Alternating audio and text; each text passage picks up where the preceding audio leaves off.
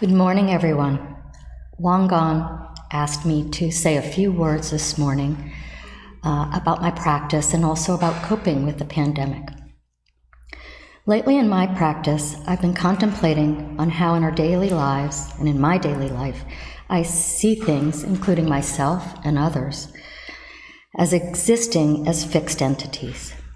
From birth, I have learned to view phenomena as fixed in this way because doing so helps me function in the world.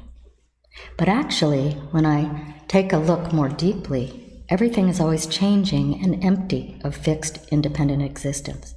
When I cling to the view that phenomena exist as fixed and independent, I create suffering because I have unrealistic expectations that lead to fear and disappointment.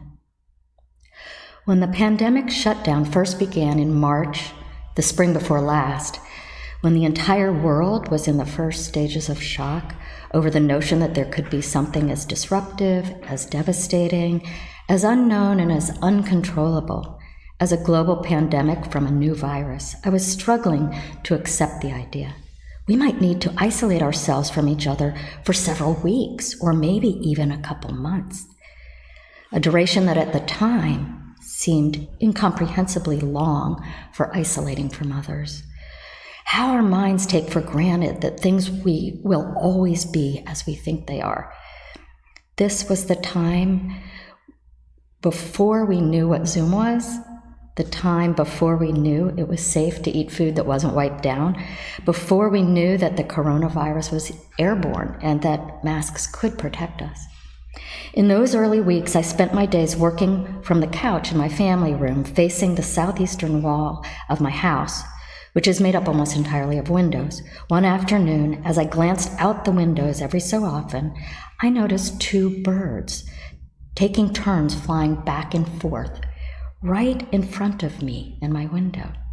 I imagined they found delight in their movements. Then I noticed they were dancing into and out of a large jasmine bush that grew up along my screened-in porch. What fun they must be having.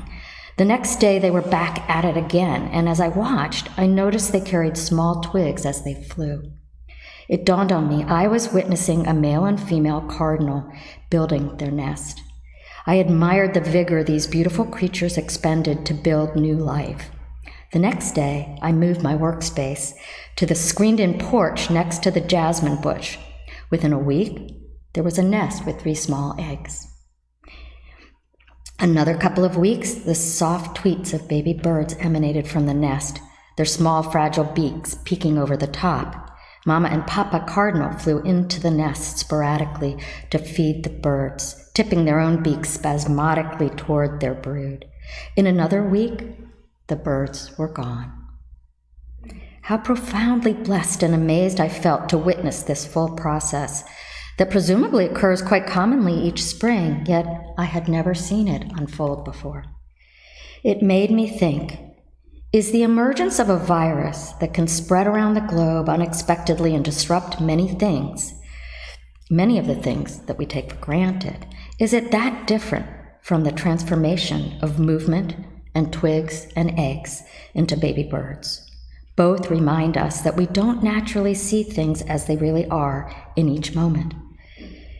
Even when I am at times briefly awakened to this truth, I return in the next moment to my incorrect views.